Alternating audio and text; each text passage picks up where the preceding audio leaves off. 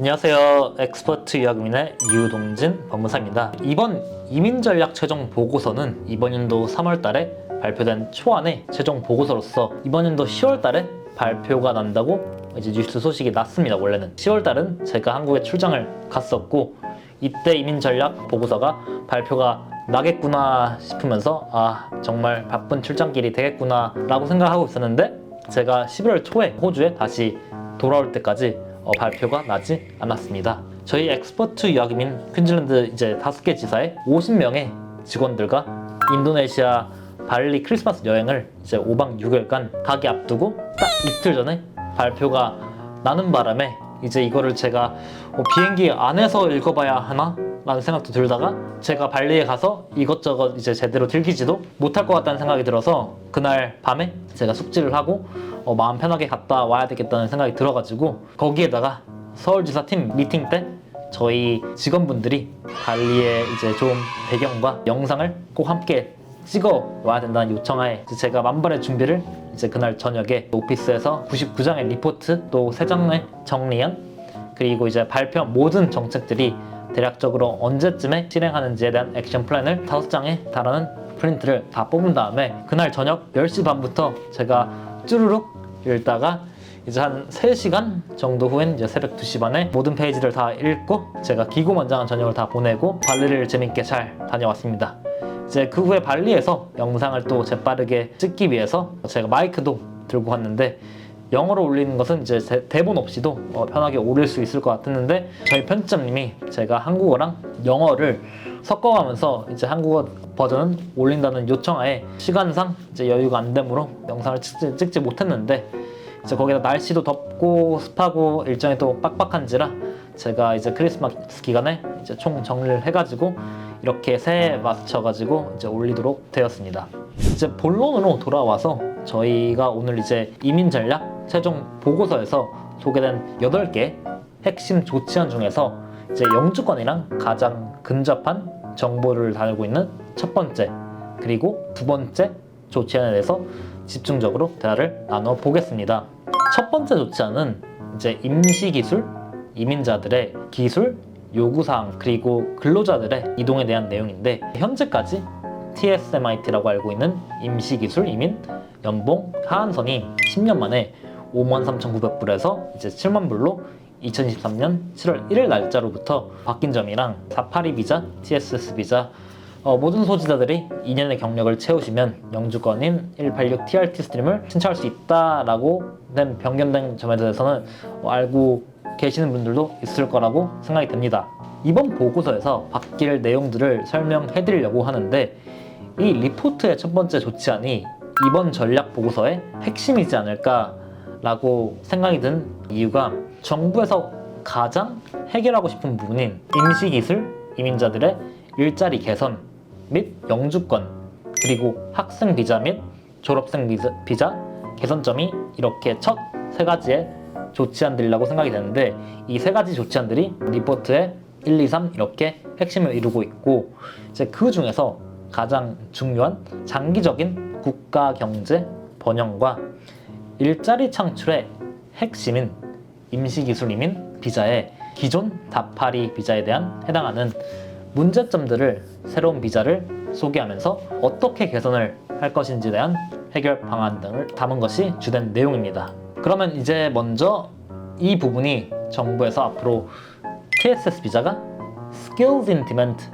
라는 비자로 명칭이 바뀌면서 영주권으로 모색할 수 있는 길이 이제 쉽게 제시해 준다고 나와 있습니다. 이 Skills in Demand 비자에서 그럼 크게 3가지 스트림으로 나눠지는데 첫 번째로 고연봉 기술이민 숙련자들을 위한 Specialist Skills Pathway가 있고 대부분의 신청이 가능하실 기술이민 숙련자를 위한 Core Skills Pathway가 있고 마지막으로 저연봉 기술이민 숙련자들을 위한 Essential Skills Pathway 이렇게 3가지 패스웨이로 나눠진다라고 이해를 해주시면 될 것 같습니다. 먼저 Specialist Skills Pathway 고도로 숙련된 기술자분들이 즉 호주가 전 세계의 가장 유능한 인재들을 좀 빠르고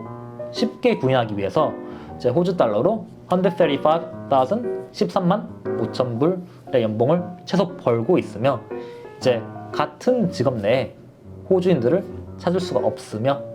현장 기능직, 기계 운영 및 운전수, 그리고 노동직을 제외한 모든 직업군이라고 설명이 되어 있습니다. 또한 비자 승인까지 걸리는 대략적인 기간이 총 7일, 일주일밖에 안 걸린다고 하니 이제 호주에서 다른 이민 경제 국가들보다 조금 더 빠르게 인재를 유치하려는 자세를 보이지 않나라고 생각이 듭니다. 자세하게 어떤 직업군이 포함이 되어 있는지에 대해서는 발표가 안 났기 때문에 이거에 대해서 자세한 정보가 나오게 되면 조만간 알려드리도록 하겠습니다. 그 다음으로는 Core Skills Pathway인데 대부분의 임시기술 이민자분들이 해당이 될 것이라고 보입니다.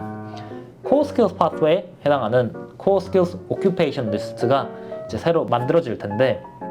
이 직업군 리스트가 발표가 된다면 해당 소식을 전달해 드리도록 하겠습니다. Core Skills Pathway는 이제 연봉이 TSMIT 혹은 평균 마켓 연봉이 TSMIT보다 조금 더 높은 경우라고 설명이 되어 있습니다. Specialist Skills Pathway와는 좀 다르게 이제 현장 기능직, 기계 운영 및 운전수, 그리고 노동직에 종사하는 모든 이민자분들도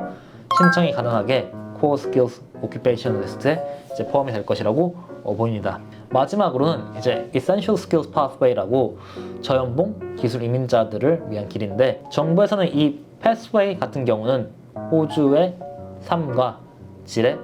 큰 영향을 이제 끼치는 care 그리고 support인 healthcare, aged care,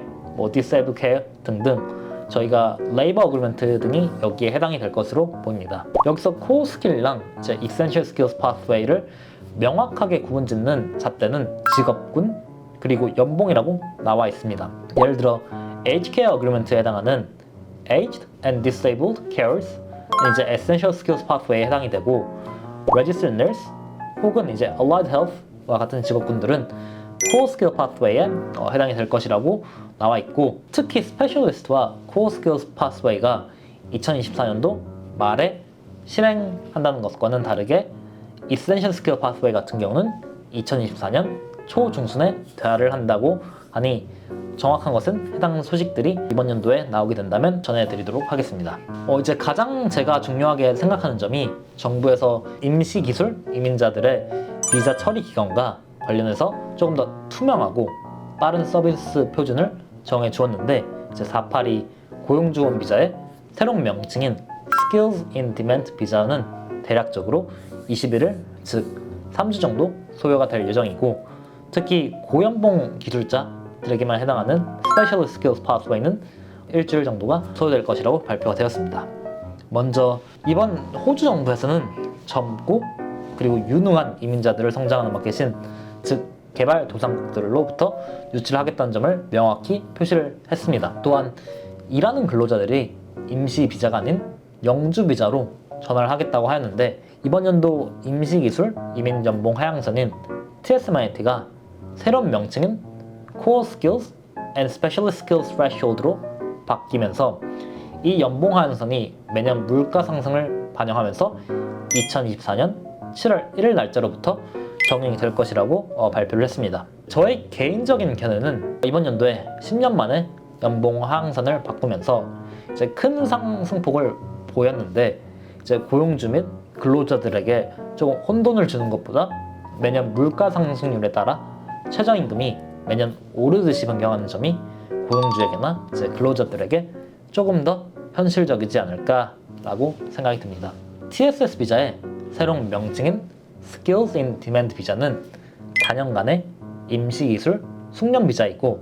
정부에서는 한 명의 고용주에게만 후원 비자를 받고 이제 고용 착취 혹은 고용 시장에서 다른 직업으로 바꾸는 허들을 무너뜨리면서 조금 더 생산적인 고용 인력들을 영주권으로 이어지기에 쉬워지는 비자라고 이해하시면 좋을 것 같습니다. 근로자들의 산업 간의 이동을 조금 더 수월하게 허가해주면서 근로자들의 기술이 어떻게 사용되며 고용시장에 어떤 향상에 도움이 될지가 키포인트가 될 것 같습니다. 예를 들어서 고용주 후원 비자의 가장 흔한 직업은 소프트웨어 엔지니어인데 이 소프트웨어 엔지니어 기술은 다양한 산업에서 사용이 될 수 있으므로 이번 정부에서는 이런 점들을 변경함으로써 근로자들이 조금 더 고용주와의 관계, 생산성, 향상된 임금 및 직업 만족도를 이뤄내고자 하는 조치라고 설명을 했습니다.